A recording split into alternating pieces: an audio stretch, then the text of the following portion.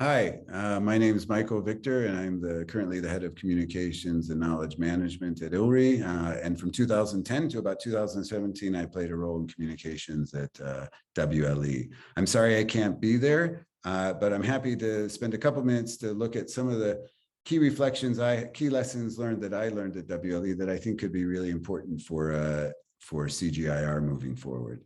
So the first is being visionary. When we started out in 2010, we started with a very abstract and hard to grasp concept, ecosystem-based services and sustainable intensification.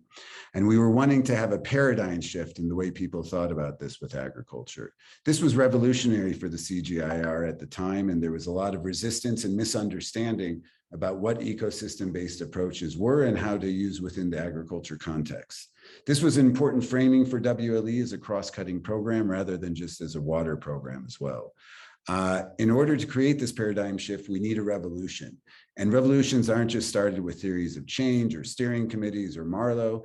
And one way to do this is through changing discourses. And this is a powerful way to change the system. So this is what we set out doing, and this is where risk-taking, the second area, comes into play.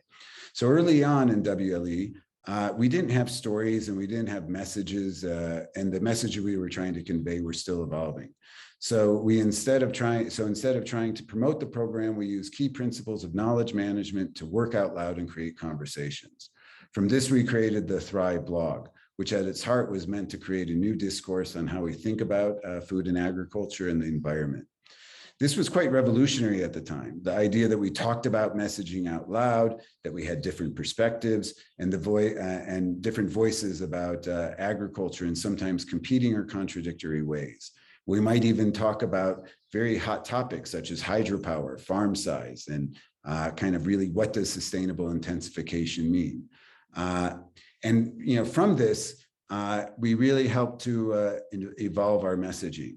We started out with something called Kuznets curve and then moved to sustainable intensification and then to ecosystem-based approaches and finally into agri-food systems in 2016, which was 5 years ahead of time before the United Nations Food System Summit became Food System Summit. So Thrive blog and the idea of working out loud really helped the program evolve itself. And you could see this through the number of views that we had, as well as we had more than 170 authors from 70 institutions that got involved in the blog. Finally, the third area is that in order to achieve the mission, we really need to see communications and engagement as part of the research process. So for science to achieve the CGIR mission, comms and engagement really have to be embedded into the research process and linked to the development outcomes. I think this is another impact that we had at WLE, whether it was in the design of the regional programs with NATE or working closely with scientists to co-develop communication products that could be used in their engagement processes to achieve the outcomes that they were looking for. And I think this will be key in the way we interact in the new one CGIR between the global level, the region and country levels, and with the new research initiatives. Comms can really play a key role as the glue to bring them together, as well as to support the outcomes that they want to have.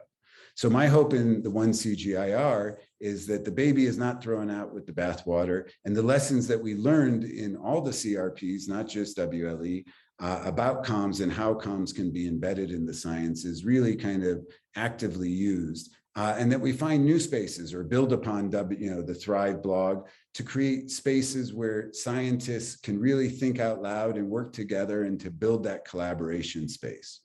And finally, I'd like to thank everyone at WLE, particularly Andrew and even Simon Cook, for really taking the risk to really bring comms to the forefront, and Isabel, who really carried that forward. And I'd also like to thank all the scientists who really supported us, whether that was Claudia or Debbie, Fabrice, Kim, and even Pi, who was one of our biggest champions at the end. And finally, I'd like to acknowledge all the staff that really played a great role. And that was Mia and Abby, Ilsa, Martina, Marianne, Deepak, Udana, and Adam as well, who actually really did the work and kept us on track. So thank you for giving me this opportunity, and I really look forward to seeing how we can build upon WLE and a lot of the other CRPs as we move CGIAR forward.